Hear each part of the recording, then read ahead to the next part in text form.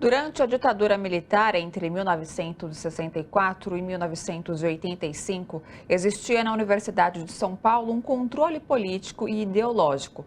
Com conhecimento da reitoria, uma assessoria coletava e mandava documentos para os órgãos de controle. É o que mostra a pesquisa O Arquivo da Sala ao Lado, catálogo da correspondência entre a Universidade de São Paulo e os órgãos de segurança, da historiadora Márcia Baceto. A repórter Gihanna Rodrigues conversou com ela. Confira.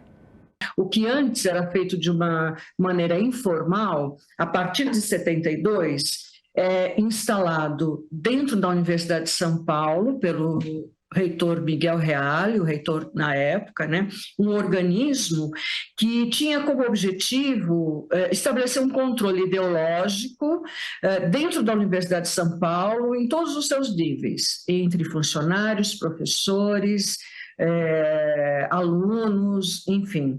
E ele funcionava exatamente na sala ao lado da reitoria, né? Daí o nome, os arquivos da sala ao lado. Esse organismo, ele gerou, nesses 10 anos, um volume grande de documentos, né, que eram trocados entre essa assessoria, né, diretamente ligada à reitoria, e os órgãos de segurança, e estabeleceu, na época, uma teia muito bem engendrada, né, para que as informações circulassem, né? Esse organismo ele emitia documentos para o SNI, para o DOPS, para o CINEMAR, o CIEX, o Segundo Exército, enfim, todos os órgãos de segurança que faziam parte do Sistema Nacional de Informações. Em relação aos estudantes, tem um caso muito sério de um estudante que foi convidado, que estava defendendo uma tese na própria FEFELESH, na Faculdade de Filosofia e Letras e Ciências Humanas, e teve o seu tema, né, de pesquisa, ele teve que mudar o tema de pesquisa. Ele estava falando sobre a questão do negro no Brasil, né, e as diferenças sociais existentes. Ele teve que mudar o tema para simbiose, né, no Brasil.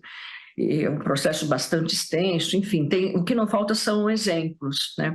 Um outro exemplo, assim, bastante icônico na própria na própria ECA, foi a recontratação de Rudá Andrade, filho de Oswald de Andrade, né? Foi Rudá, junto com Paulo Emílio, foi uma das pessoas que formou a escola de cinema, né?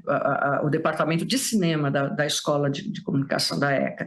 E ele foi uma das pessoas também barradas na contratação. Aqueles que aqueles que chegavam na USP ou que eram para outras universidades, que vinham do MEC, as orientações, eu não tinha acesso, porque esse arquivo da USP foi queimado em 82 por um outro reitor, Antônio Hélio Guerra Vieira. Ele queimou todo o arquivo porque, segundo a avaliação dele e da equipe dele, do chefe de gabinete dele, esses arquivos não tinham valor histórico nenhum, né?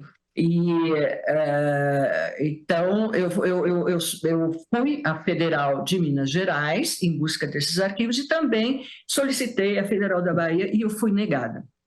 Fui negada, porque na época, em 2019, houve um projeto de lei, que ainda está em vigor, meio que barrando a lei de transparência, né, quanto à pesquisa de documentos e tal. Então, o argumento que me deram foi que somente se o meu nome estivesse em algum documento que eu poderia pesquisar.